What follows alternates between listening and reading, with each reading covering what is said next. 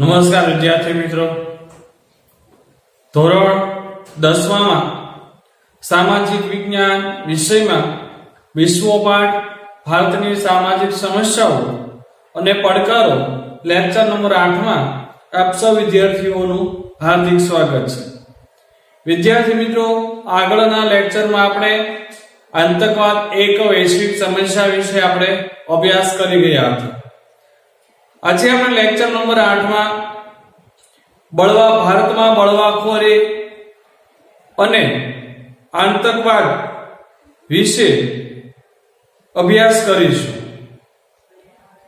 વિદ્યાર્થી મિત્રો, બળવાખોરી અને આતંકવાદ આ પ્રવૃત્તિ વચ્ચે સૂક્ષ્મ જે તફાવત છે એ આપણને જોવા મળે છે। આમ તો આતંકવાદી અને બળવાખોરી બંને પ્રવૃત્તિ એક સમાન જેવી જ છે, છતાં પણ બંને વચ્ચે સૂક્ષ્મ તફાવત આપણને જોવા મળે છે, સૂક્ષ્મ ભેદ જે છે એ આપણને જોવા મળે છે। તો આ બંને વચ્ચે શું ભેદ છે, શું તફાવત છે, એનો આપણે અભ્યાસ કરીએ કે ભાઈ બળવાખોરી અને આતંકવાદ બંને વચ્ચે શું તફાવત જોવા મળે છે। તો ચાલો વિદ્યાર્થી મિત્રો તેનો હવે આપણે અભ્યાસ કરીએ। તો અહીંયા આપણે બળવાખોરી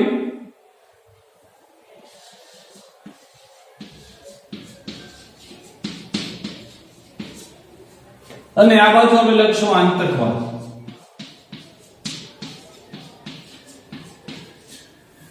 વિદ્યાર્થી મિત્રો, પરીક્ષામાં કદાચ તફાવત પણ પૂછાઈ શકે કે ભાઈ બળવાખોરી અને આતંકવાદ વચ્ચેનો તફાવત આપીને સમજાવો। તો તમારે તફાવત છે એ આપવાનો રહેશે, બંને વચ્ચે 4 થી 5 મુદ્દાઓ લખવાના રહેશે। તો હવે આપણે જોઈએ કે ભાઈ બળવાખોરી માં આપણે લખીએ કે ભાઈ બળવાખોરી જે છે એ જે તે રાષ્ટ્ર પૂરતી એક મર્યાદિત છે।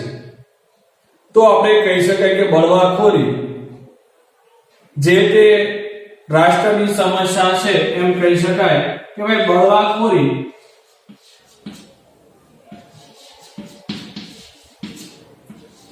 જે તે રાષ્ટ્રની સમસ્યા છે। તો આતંકવાદ તો લખી શકાય કે ભાઈ આતંકવાદ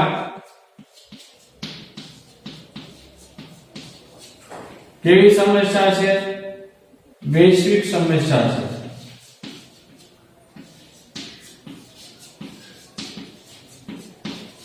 એટલે વિદ્યાર્થી મિત્રો, આતંકવાદ છે સમગ્ર વિશ્વની સમસ્યા છે, જ્યારે બળવાખોરી છે એ જે તે રાષ્ટ્રની એક સમસ્યા કહી શકાય।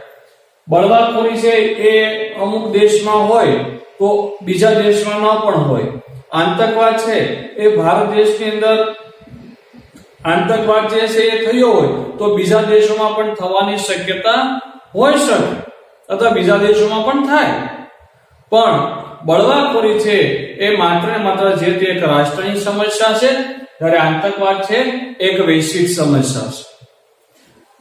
બીજો મુદ્દો, બળવાખોરી છે એ પોતાની સરકાર વિરુદ્ધ હોય છે। તો બળવાખોરી સરકાર વિરુદ્ધ હોય છે, જ્યારે આતંકવાદ છે એ આતંકવાદ એ પોતાની અને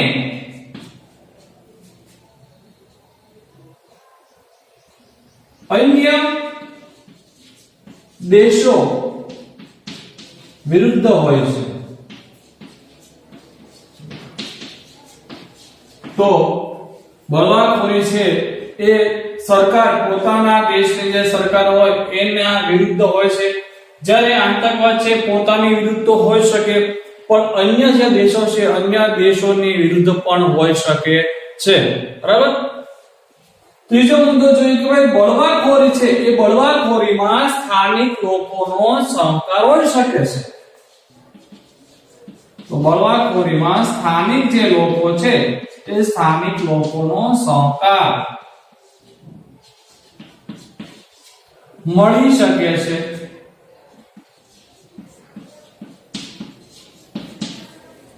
તો સ્થાનિક લોકોનો સહકાર આમાં મળી શકે છે. જ્યારે આંતક જે વાત છે, આંતકવાદમાં સ્થાનિક જે લોકો છે એનો સહકાર મળે પણ ખરો અને ન પણ મળે, બે વાત છે. બરાબર?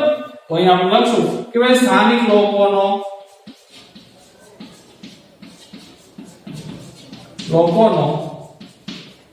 સહકાર મળે કે ન પણ મળે. બરાબર? ત્યાર પછી આપણે વાત કરીએ 1/6 મુદ્દો. યાદ રાખજો કે ભાઈ સ્થાનિક જે લોકો છે, સ્થાનિક લોકો નો જે સહકાર છે એ સહકાર મળી શકે છે બળવાખોરીમાં. જ્યારે આતંકવાદની અંદર સ્થાનિક લોકોનો જે સહકાર છે એ મળે કે ન પણ મળે, એટલે કે મળી પણ શકે છે અને ન પણ મળી શકે છે. બરાબર? બે વાત છે. હવે આપણે બળવાખોરીમાં આપણે આગળ વાત કરીએ તો બળવાખોરીથી જે તે રાષ્ટ્રની પણ જે તે રાજ્ય કે પ્રદેશનો જે વિકાસ છે એ વિકાસ અટકી જાય છે. જે તે રાજ્ય કે પ્રદેશનો જે વિકાસ છે એ વિકાસ અટકી જાય છે.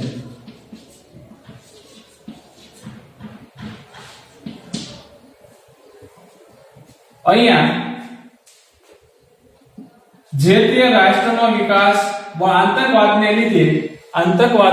લીધે જે તે રાષ્ટ્રનો વિકાસ અટકી જાય છે. આમાં દેશનો વિકાસ અટકે છે અને આ બળવાખોરીની અંદર કોઈ રાજ્ય કે કોઈ પ્રદેશનો જ વિકાસ અટકે છે, કારણ કે આની અંદર કોઈ રાજ્ય કે પ્રદેશ વિરોધી હોય છે, એના પૂરતું સીમિત હોય છે. રાજ્ય કે પ્રદેશ પૂરતું બળવાખોરી છે મર્યાદિત હોય છે, સીમિત હોય છે. જ્યારે આતંકવાદ છે, આતંકવાદમાં સમગ્ર જે રાષ્ટ્રનો જે વિકાસ છે એ વિકાસ અટકી જાય છે. તો આગળ આપણે જોઈએ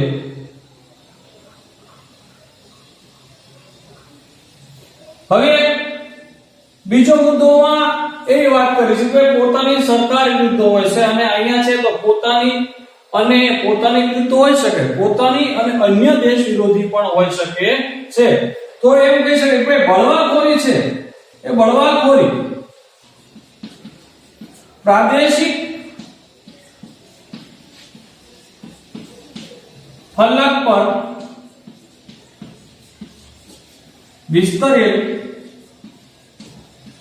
વિસ્તરેલ હોય છે.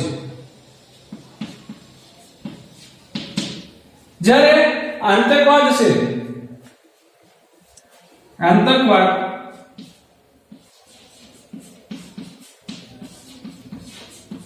આંતરરાષ્ટ્રીય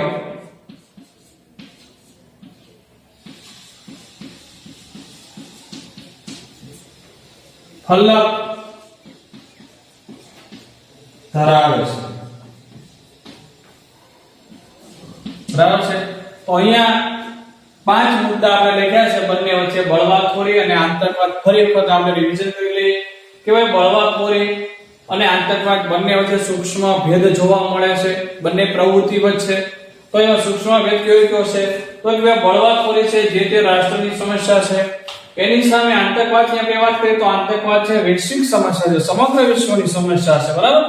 બીજો મુદ્દો કે પોતાની સરકાર વિરુદ્ધ હોય છે બળવાખોરી, જ્યારે આતંકવાદ છે એ પોતાની અને અન્ય જે દેશો છે, અન્ય દેશો વિરોધી હોય છે. આમાં બળવાખોરીમાં જે સ્થાનિક લોકોનો જે સહકાર છે મળી શકે છે. બરાબર? એટલે ટૂંકમાં સ્થાનિક લોકોનો જે સહકાર છે મળે છે, પણ જ્યારે આતંકવાદ જે છે, આતંકવાદમાં સ્થાનિક લોકોનો જે સહકાર છે એ મળે પણ ખરો અને ન પણ મળે.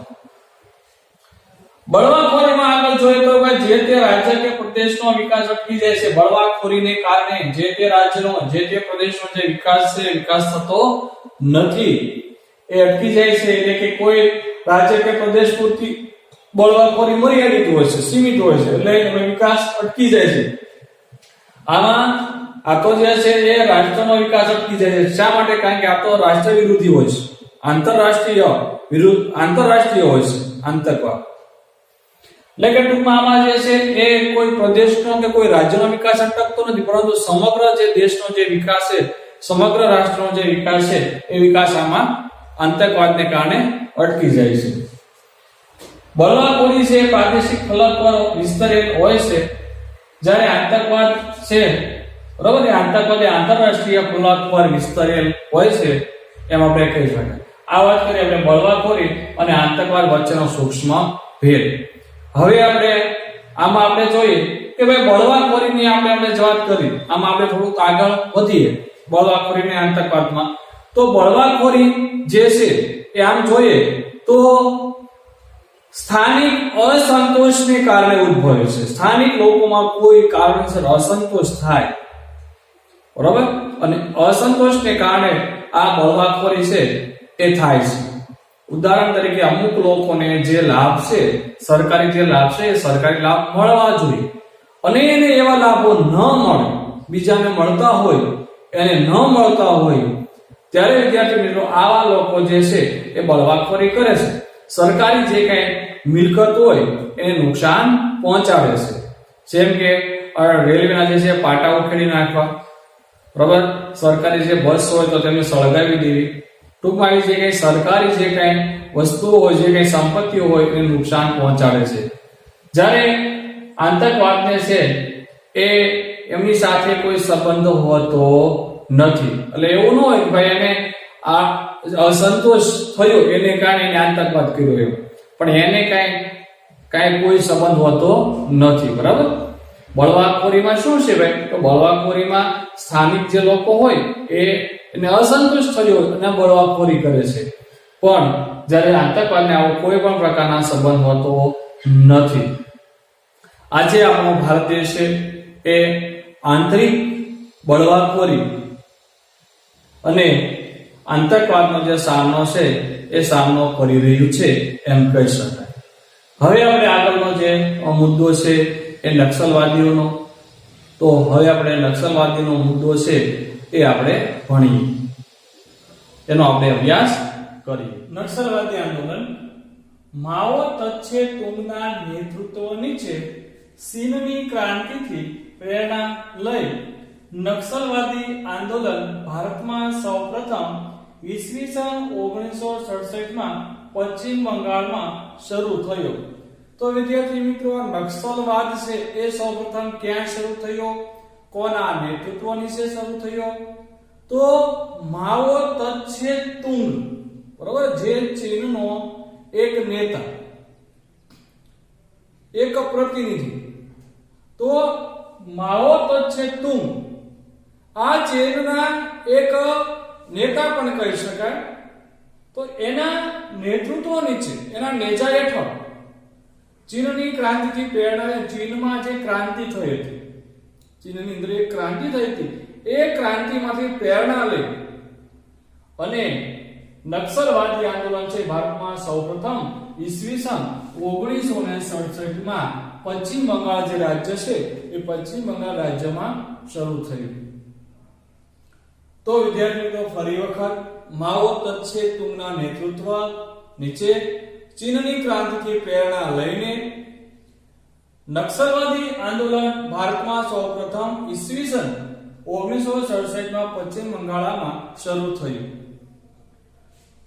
હવે આ ઉગ્રવાદી વિચારધારા પશ્ચિમ બંગાળના નક્સલબારી વિસ્તાર, આ એક વિસ્તારનું નામ છે જે પશ્ચિમ બંગાળની અંદર આવેલો છે, બરાબર. તો આ વિસ્તારથી ઉદ્ભવી હોવાથી તેને નક્સલવાદ કહે છે. તો આ ઉગ્ર વિચારધારા, કેવી વિચારધારા છે? ઉગ્ર વિચારધારા. આ જે ઉગ્ર જે વિચારધારા છે એ વિચારધારા ક્યાં ઉદ્ભવી? તો બે પશ્ચિમ બંગાળ છે, પશ્ચિમ બંગાળ રાજ્યના નક્સલબારી વિસ્તારથી ઉદ્ભવ્યું અને તેથી તેને નક્સલવાદ કહે છે. તો મિત્રો શા માટે નક્સલવાદ કહેવામાં આવે છે? તો આ જે ઉગ્ર જે વિચારધારા છે એ પશ્ચિમ બંગાળના નક્સલવાદી વિસ્તારમાંથી ઉદ્ભવ્યું હોવાથી તેને નક્સલવાદ પણ કહે છે. હવે આ આંદોલન ક્યાં શરૂ થયું એનો આપણે અહીંયા જ વાત કરી કે આજે આંદોલન છે પશ્ચિમ બંગાળમાં શરૂ થયું. પછી પશ્ચિમ બંગાળ પછી ભારતના ઘણા બધા એવા વિસ્તારોમાં એવા રાજ્યોમાં આ જે આંદોલન છે એ પ્રસરી ગયું, વ્યાપી ગયું. તો પશ્ચિમ બંગાળથી શરૂ થયેલા આ જે આંદોલન છે, આંદોલન ખાસ કરીને ઝારખંડ રાજ્ય છે, બિહાર, આંધ્રપ્રદેશ, છત્તીસગઢ, કેરળ, મધ્યપ્રદેશમાં ભાઈ કયા વિસ્તારો? તો કે મધ્યપ્રદેશમાં ખાસ કરીને પહાડી અને જે જંગલ વિસ્તારમાં એનો જે વ્યાપ છે એ વ્યાપ પામ્યું એટલે કે ફેલાયું. તો પશ્ચિમ બંગાળની અંદર શરૂ થયેલું આ આંદોલન ઝારખંડ છે, ત્યાર પછી બિહાર, આંધ્રપ્રદેશ, છત્તીસગઢ, કેરળ અને મધ્યપ્રદેશમાં ખાસ કરીને જે પહાડી વિસ્તારો અને જે જંગલ જે વિસ્તારો છે એ વિસ્તારમાં આ આંદોલન છે એ વ્યાપ પામ્યું, એનો ફેલાવો થયો. જેમ આપણે વાત કરીએ તો ભાઈ જેમાં પીપલ્સ વોર ગ્રુપ, બરાબર, આ એક ગ્રુપનું નામ છે જેનું નામ છે પીપલ્સ વોર ગ્રુપ, અને માઓવાદી અને સામ્યવાદી કેન્દ્ર આ બે સંગઠનો મુખ્ય હતા. તો શરૂઆતના સમયગાળાની અંદર વિદ્યાર્થી મિત્રો આ બે જે સંગઠનો છે એ મુખ્ય હતા. એક તો પીપલ્સ વોર ગ્રુપ એક મુખ્ય હતું અને ત્યાર પછી માઓવાદી અને સામ્યવાદી કેન્દ્ર, આ બંને જે સંગઠનો છે શરૂઆતના સમયમાં મુખ્ય હતા. ત્યાર પછી તો ઘણા બધા આવા જે નક્સલવાદી આંદોલનો થયા હતા. તો હવે આપણે વાત કરીએ કે ભાઈ ત્યાર પછીનો આપણો પોઈન્ટ છે, નવો મુદ્દો છે ઉત્તર અને પૂર્વમાં બળવાખોરી. એટલે ભારતનો જે ઉત્તરનો ભાગ, ઉત્તરથી પૂર્વ સુધીનો જે ભાગ છે એ ભાગની અંદર જે બળવાખોરી નો આપણે અભ્યાસ કરવાનો છે, એટલે કે ઉત્તર પૂર્વમાં બળવાખોરી. તો સ્વતંત્રતા પ્રાપ્તિથી લઈને આજ સુધી ઉત્તર પૂર્વમાં બળવાખોરી એક સ્થાનિક જે સમસ્યા છે એ બની ગઈ. તો મિત્રો આઝાદી પ્રાપ્ત થઈ આપણને ત્યારથી લઈને આજ દિન સુધી ભારતના જે ઉત્તર અને પૂર્વના જે વિસ્તારો છે એ વિસ્તારોમાં આ બળવાખોરી છે એક સ્થાનિક સમસ્યા બની ગઈ છે. સ્થાનિક સમસ્યા કે એવી સમસ્યા કાયમને માટે ઉદ્ભવે એવી સમસ્યા. અનેક જાતિઓ વનાચારિત પહાડી વિસ્તાર છે, જુદા જુદા બળવાખોરી સંગઠનો વચ્ચે તાલમેલ અને કેટલાક વિસ્તારથી આંતરરાષ્ટ્રીય સીમા તથા વિદેશી એજન્સીઓના હસ્તક્ષેપ વગેરે કારણોથી આ વિસ્તારમાં બળવાખોરીની જે સમસ્યા છે એ જટિલ બની છે. તો કેવા કારણોને હિસાબે બળવાખોરી જટિલ બનવા પાછળના કારણો કયા છે ભાઈ? તો ખાસ કરીને આપણે વાત કરીએ તો ભાઈ અનેક જાતિઓ, અને ઘણી બધી જાતિઓ છે. વનાચારિત એટલે વન એટલે જંગલ આચ્છાદિત, વન આચ્છાદિત જે પહાડી વિસ્તારો હોય એ પહાડી વિસ્તાર છે. ત્યાર પછી જુદા જુદા બળવાખોરી સંગઠનો વચ્ચે તાલમેલ, એટલે જુદા જુદા જેવા બળવાખોરી જે સંગઠનો છે એના વચ્ચે એકબીજા વચ્ચે વિરોધની વાત છે, ભાઈ તાલમેલની વાત છે, તાલમેલ ન થાય, બરાબર. તો એવા તાલમેલને કારણે કેટલાક વિસ્તારોની આંતરરાષ્ટ્રીય જે સીમાઓ છે એ સીમાઓને કારણે જે આંતરરાષ્ટ્રીય સીમા જે હદ હોય એ હદ જે નક્કી કરવાની હોય એના કારણે, ત્યાર પછી વિદેશી જે એજન્સીઓ હોય એ કોઈને કોઈ પ્રકારના હસ્તક્ષેપ કરતા હોય, દખલગીરી કરતા હોય વિદેશી એજન્સીઓ, એના કારણે આવા જે વિસ્તારો છે ખાસ કરીને ઉત્તર અને પૂર્વના જે વિસ્તારો છે વિસ્તારમાં બળવાખોરીની જે સમસ્યા છે એ જટિલ બની છે. તો વિદ્યાર્થી મિત્રો આવા જે બળવાખોરી જે કઈ સંગઠનો છે એ સંગઠનો કયા રાજ્યમાં અને કયા છે તેનો આપણે હવે અભ્યાસ કરીએ. તો વાત કરીએ આપણે રાજ્યની અંદર નાગાલેન્ડ રાજ્યની વાત કરીએ તો નાગાલેન્ડ રાજ્યની અંદર બળવાખોરીના કયા સંગઠનો છે? તો ભાઈ નાગાલેન્ડ રાજ્યની અંદર ખાસ કરીને NSCN આ એક સંગઠનનું નામ છે જેનું ફૂલ ફોર્મ એન એટલે નેશનલ, એસ એટલે સોશિયાલિસ્ટ, સી એટલે કાઉન્સિલ અને એન એટલે ઓફ નાગાલેન્ડ. બરાબર? તો national socialist council of Nagaland એનું ફૂલ ફોર્મ છે. આ એક બળવાખોરી સંગઠન છે જે કયા રાજ્યમાં આવેલું છે? ખાસ યાદ રાખજો, નાગાલેન્ડ રાજ્યમાં આવેલું છે. બીજા રાજ્યની આપણે વાત કરીએ ભાઈ મણિપુર રાજ્ય. બરાબર? આ બધા છે ઉત્તર અને પૂર્વના રાજ્યો છે.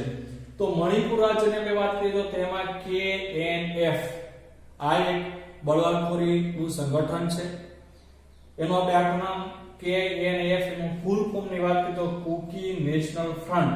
અને એક બીજું પણ સંગઠન છે મણિપુર જે રાજ્ય છે તેમાં ઈ છે KNA. જો અહીંયા F છે અને અહીંયા A છે, બાકી KN બંને સમાન છે.